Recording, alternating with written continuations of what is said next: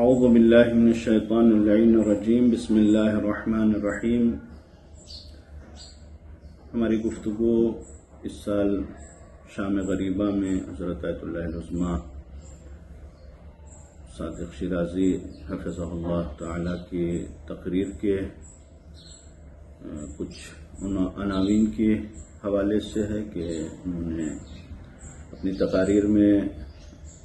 مختلف موضوعات کی طرف اشارہ کیا کہ جن میں سے ایک موضوع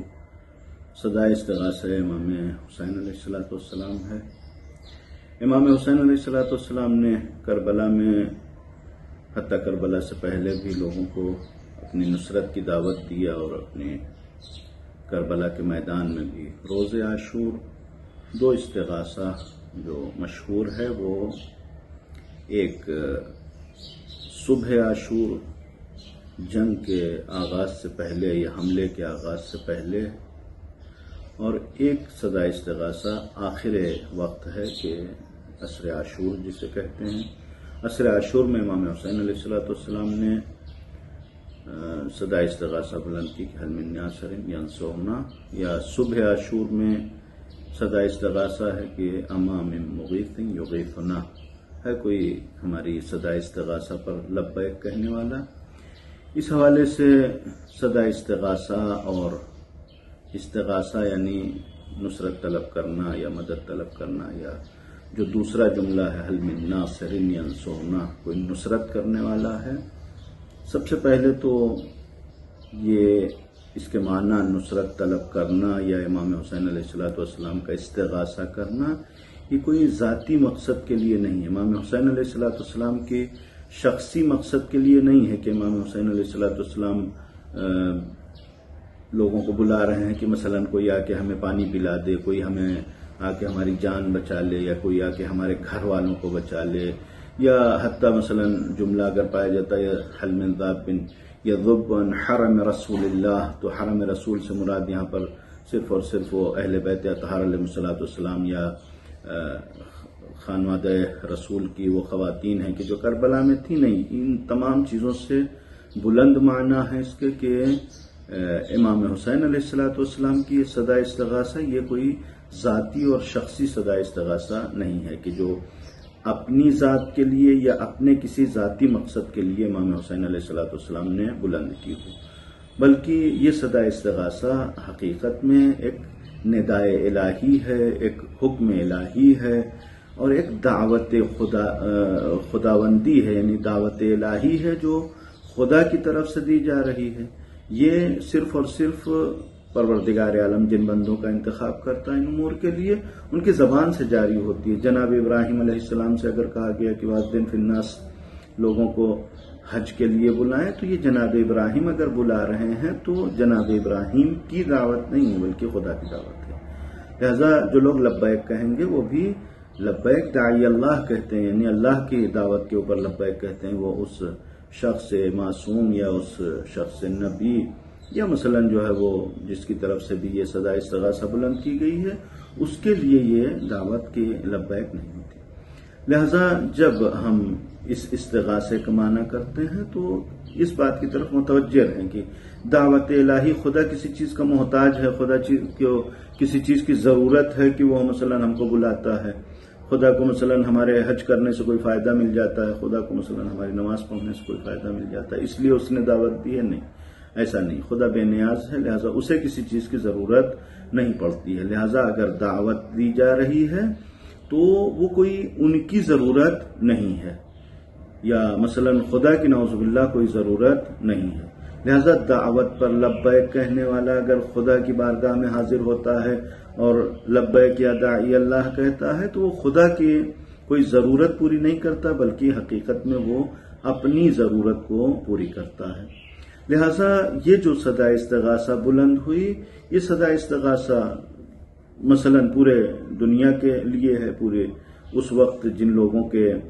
کانوں تک یہ آواز پہنچی ہے ان سب کے لیے تھا۔ آج بھی یہ صدا جو ہے وہ ہم سب کے لیے موجود ہے۔ لہذا یا اس کا مقصد یہ ہوتا ہے کہ جن لوگوں نے سنا وہ اگر اجابت کرتے ہیں، وہ اگر اس دعوت کو قبول کرتے ہیں، وہ اگر نصرت کے لیے آگے بڑھتے ہیں، وہ اگر دین خدا کی مدد کے لیے آگے بڑھتے ہیں، تو گویا یہ ایک مقصد ہے کہ جس کے ذریعے سے گویا ایک گروہ کی جو لبیک کہہ رہا ہے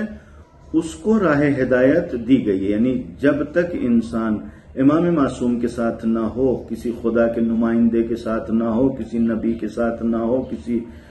گویا رسول کے ساتھ نہ ہو، تب تک وہ راہ ہدایت پر نہیں ہے۔ لہذا اس کو دعوت دی جاتی ہے کہ اور راہ ہدایت پہ، لہذا اگر وہ آ جاتا ہے تو گویا اس نے راہ ہدایت کو اختیار کر لیا اور راہ ہدایت پر آ گیا۔ اور اگر جو ہے وہ قبول نہیں کیا ہے تو یہ اس کے لیے اتمام حجت ہوتا ہے کہ لِيَهْلِكَ مَنْ هَلَكَ عَنْ بَيِّنَةٍ وَيَحْيَىٰ مَنْ حَيَّ عَنْ بَيِّنَةٍ کہ روح کی جو لبیک کہہ رہا ہے اس کو راہ ہدایت دی گئی ہے، یعنی جب تک انسان امام معصوم کے ساتھ نہ ہو، کسی خدا کے نمائندے کے ساتھ نہ ہو، کسی نبی کے ساتھ نہ ہو، کسی گویا رسول کے ساتھ نہ ہو، تب تک وہ راہ ہدایت پر نہیں ہے۔ لہذا اس کو دعوت دی جاتی ہے کہ اور راہ ہدایت پہ، لہذا اگر وہ آ جاتا ہے تو گویا اس نے راہ ہدایت کو اختیار کر لیا اور راہ ہدایت پر آ گیا۔ اور اگر جو ہے وہ قبول نہیں کیا ہے تو یہ اس کے لیے اتمام حجت ہوتا ہے کہ لِيَهْلِكَ مَنْ هَلَكَ عَنْ بَيِّنَةٍ وَيَحْيَىٰ مَنْ حَيَّ عَنْ بَيِّنَةٍ کہ پروردگار عالم کسی کو اگر ہلاک کرتا ہے تو بھی بینہ کے ذریعے سے، یعنی عذر کسی کے لیے نہ ہو کہ مثلا کوئی ہلاک ہو اور کہے کہ ہم کو پتہ نہیں تھا، ہمیں نہیں معلوم تھا کہ مثلا ہمیں امام حسین علیہ السلام کی نصرت کرنا چاہیے، ہمیں نہیں پتہ چلا کہ امام حسین علیہ السلام مصیبت میں گرفتار ہیں، ہم کو ان کی مدد کے لیے جانا چاہیے، نہیں، یہ جو ہے وہ اتمام حجت۔ لہذا دو گروہ ہیں کہ جن کے پاس یہ صدا استغاثہ پہنچتی ہے، ایک وہ ہے کہ جو اس صدا استغاثہ پر لبیک کہتا ہے، اور ایک وہ گروہ ہے کہ جو لبیک نہیں کہتا۔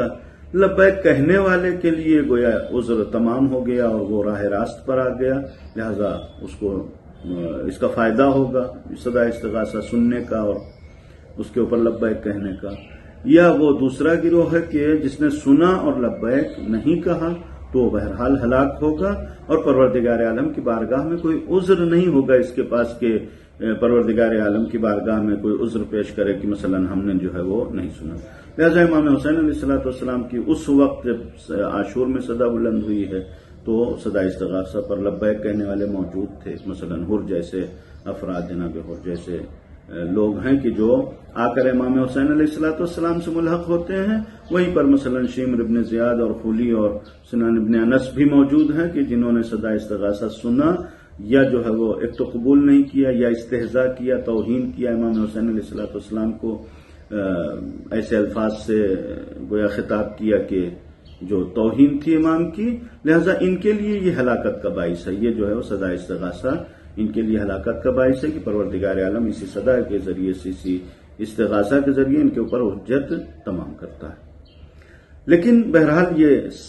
استغاثہ اور یہ جو آواز تھی صرف اور صرف روز عاشور کے لیے نہیں تھی، بلکہ امام حسین علیہ السلام کی طرف سے ایک آفاقی آواز تھی یا ایک آفاقی ندا تھی کہ جس کا جواب دینا، جس کی جواب دہی قیامت تک آنے والے انسانوں کے لیے ہے۔ چونکہ یہ ذاتی صدا نہیں تھی امام حسین علیہ السلام کی اپنی مثلا کوئی صدا نہیں تھی، بلکہ ایک امام کی طرف سے امت کو دعوت دی جا رہی تھی، لہذا قیامت تک یہ دعوت باقی ہے، حل من ناصرین ینصرنا۔ لہذا اس کے مقابلے میں آج جو جس زمانے میں ہم زندگی گزار رہے ہیں اس زمانے میں بھی صدا استغاثہ پر لبیک کہنے کا موقع ہمارے لیے ہے، اور وہ لبیک کہنے کا جو طریقہ ہوگا وہ دعائے مبارکہ عہد میں اس طریقے سے بیان کیا گیا ہے کہ پروردگار اللہم اجعلنی من انصارہ وعوانہ، کہ ہم امام کے ناصر اور اعوان میں سے شمار ہوں، ناصرین اور اعوان میں سے شمار ہوں، والذابین عنہ، اور ان کی حمایت کرنے والے، ان کی نصرت کرنے والے، ان کا دفاع کرنے والوں میں سے شمار ہوں، والمسارعین الیہ فی قضاء حوائجہ، اور پروردگار ہمیں ان لوگوں میں شمار کر کے جو امام کی حوائج کو پورا کرنے والے ہیں، یعنی جو بھی ضرورت ہے اس دنیا میں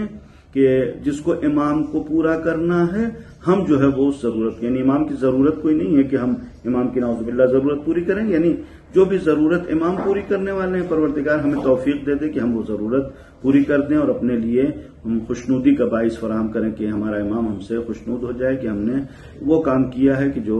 امام کو انجام دینا تھا۔ والممتثلین لأوامرہ، اور جو امر ہے، جو ان کا حکم ہے، اس کو انجام دینے والوں میں شمار کر، والمحامین عنہ، ان کی حمایت کرنے والوں میں شمار کر، السابقین الی ارادتہ، امام جو چاہیں ہم اس میں پیش قدم رہیں، ہم اس میں آگے بڑھ کر اس امر میں حصہ لیں، والمستشہدین بین یدہ، اور امام ہی کی خدمت میں ہم اپنی جان کا نذرانہ بھی پیش کریں۔ لہذا یہ جو آخری جملہ ہے شہادت، یہ بہرحال حیات کا آخری عنوان ہے۔ اس سے پہلے جتنے بھی جملے ہیں پوری زندگی کا ایک عنوان ہے کہ ہماری دعا یہ ہوتی ہے کہ ہم اپنے امام کی خدمت میں رہیں، ہماری زندگی بھی امام کی خدمت میں صرف ہو، اور جو موت آئے وہ موت بھی امام کی خدمت میں ہو، زندگی امام کے خدمت میں، امام کی نصرت میں بسر ہو، اور موت امام کی خدمت میں آئے اور شہادت نصیب ہو۔ السلام علیکم ورحمۃ اللہ وبرکاتہ۔